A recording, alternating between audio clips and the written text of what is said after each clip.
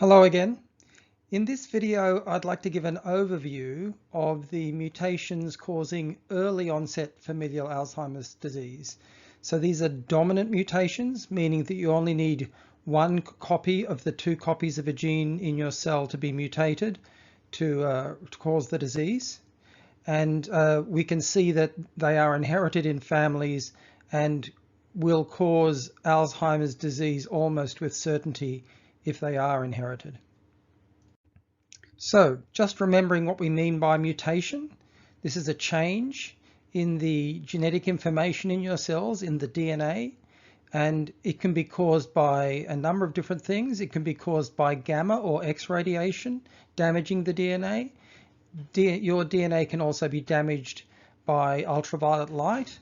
There can be chemicals that damage your DNA, or it may simply be part of the inaccuracy of biological existence itself.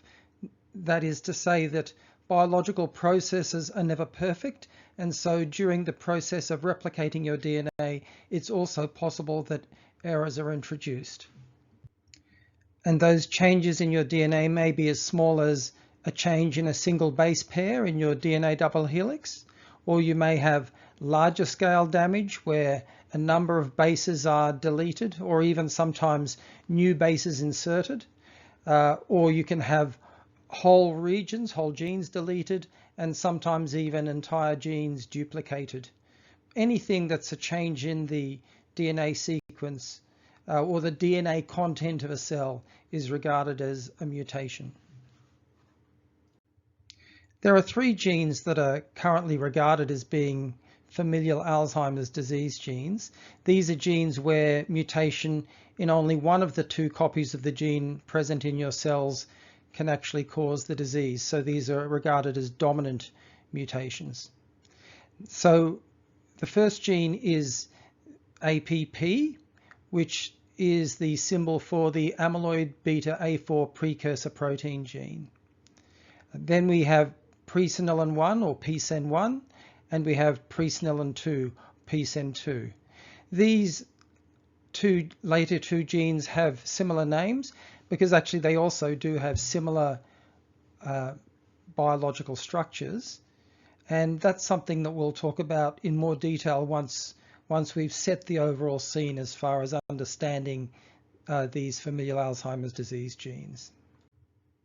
So the question that my laboratory addresses with its research is, how do mutations in these three familial Alzheimer's disease genes actually cause the disease? And how these mutations may also interact between the three genes. It turns out that the three genes do appear to be related in terms of their function in cells. Now, of course, you would expect that to be the case, because if mutations are causing a disease, mutations in different genes are causing a disease, then you assume that there is something that they're all doing in common, some effect that those mutations are all having in common that are causing the disease in common, which in this case is familial Alzheimer's disease. Anyway, I've tried to address the idea of how the mutations may be causing the disease in a paper that I published in late 2023 in the Journal of Alzheimer's Disease, titled An Alternative View of Familial Alzheimer's Disease Genetics. I'll talk about some of the ideas in that paper later on, once I've covered the basic introduction to what these genes are and how they are thought to operate in cells in the body. Now, one of the first questions we can ask in an overall sense about these three familial Alzheimer's disease genes is how important each of the genes is in terms of its impact on Alzheimer's disease over the entire population. So in other words, how often is it that mutations in a particular gene will cause Alzheimer's disease? And when those mutations do occur, how serious are they? Now, when we're talking about Alzheimer's disease, the simplest measure of how serious the disease is in genetic terms is how early the disease occurs. if you have a particular mutation. So we talk about the onset age or the age of onset, depends who writes a paper, which term they use. But one of the papers that I like the most for looking at this question about the relative importance of the 3 familial Alzheimer's disease genes is this one by Ryman et al., published in the journal Neurology in 2014, and I've given the citation here. And the title is Symptom Onset in Autosomal Dominant Alzheimer's Disease. So we're talking about these dominant mutations. Autosomal simply refers to the fact that these mutations occur in chromosomes that are not the sex chromosomes. In other words, those 3 genes I've spoken about are not on the X or Y chromosome. This paper collated information from a variety of sources on the mutations causing familial Alzheimer's disease genes, and it's displayed very nicely here in figure 1 from the paper. We see that there are 4 types of mutation listed here. We have mutations in APP, mutations in presenilin 1, mutations in presenilin 2, and also something they call APP duplication. Now, what they mean by that is that in the genome, the entire gene is duplicated, so you're getting additional copies, not just the normal 2 copies. But the actual gene itself internally, in terms of the protein that the DNA sequence will encode, that is not changed. So we're simply talking about a increased presence, an increased level of expression of this gene in cells. Whereas for these other cases here, where they're showing APP, PS1, which is another way of writing PSEN1, or PS2, which is PSEN2. What you're looking at are, in most cases, missense mutations. These are mutations where the protein coding sequence is changed so that the protein itself will have a slightly different structure to the normal protein, but the protein will still be there. We're not losing the protein, we're simply changing it a little. Anyway, what you can see here is each dot representing a different mutation, and very interestingly, you can see that by far the most mutations that could be found were in the gene PSEN1. And also, if you look at the median onset ages of all of these different mutations, because on this axis you have the onset age, so this gives you an idea of how severe these different mutations are, and you can see that some are very severe and some are not so severe in terms of when the disease will occur, but the median of all of those is lowest for PSEN1. So you can make an argument that, broadly speaking, mutations in presenilin 1 are more important than or more severe than the mutations occurring in the other genes. Then we have a median onset age for APP that's slightly later than that. And then if we look at presenilin 2, it has the latest median onset age of all of the different familial Alzheimer's disease genes. Now, I put a red line through here, and that's just to indicate the arbitrary boundary of 65 years. That's the boundary between early onset and late onset disease. And so you can see that some of these mutations in these different genes are actually apparently causing the disease after 65 years of age, and that would actually make them late onset familial Alzheimer's disease genes. As you can see, and as I mentioned in a previous video, there are not very many of these particular mutations.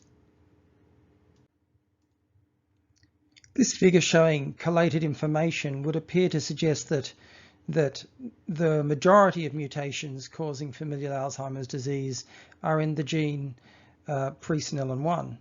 However, it's always possible, for example, that you may find the most mutations in the gene that you happen to be particularly focused on in terms of research. So we can't really be certain that this is a true representation of the proportion of the different mutations in the population. So we'll look at another paper that also supports this idea to show that. This paper, published in the journal Molecular Psychiatry by Potier et al. In 2012, looks at familial Alzheimer's disease genes in the population of France. In the introduction section of this paper, the authors talk about their previous work. They talk about autosomal dominant early onset Alzheimer's disease, which they shorten to AD-EOAD, by which they basically mean familial Alzheimer's disease. They state in the introduction that thanks to a nationwide recruitment, we have screened 130 AD-EOAD families for mutations on known genes, and we have previously detected missense mutations in the amyloid precursor protein, APP, presenilin-1, PSEN1, and presenilin-2, PSEN2 genes in 14, 82, and 7 families respectively. So if we think about those numbers as a proportion of the 130 families that were screened, we can see that around 11% of those families had mutations in the APP gene, and those would have been missense mutations, whereas 8% had actual duplications of the entire APP gene.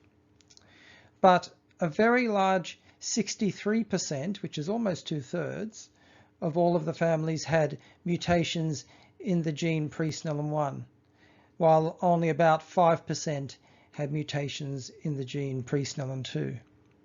Now the paper goes on to look at the families for which they initially couldn't find mutations or assign mutations, and it goes on to suggest that out of those 130 families, around 4% of them may be carrying mutations in the gene SORL1, which I mentioned in a previous video is thought to possibly be a fourth familial Alzheimer's disease gene. So here, from a large survey of French families with Alzheimer's disease, we can see that it really does look like the great majority of the mutations are actually occurring in the presenilin-1 gene. Now, in following videos, I want to start looking at the molecular characteristics of each of these familial Alzheimer's disease genes. In other words, what they are actually doing in cells and how this might be causing familial Alzheimer's disease. And then once we cover the topic of a component of cells called the lysosome, we can then move on to start talking about the childhood dementias, and in particular Sanfilippo syndrome. Goodbye.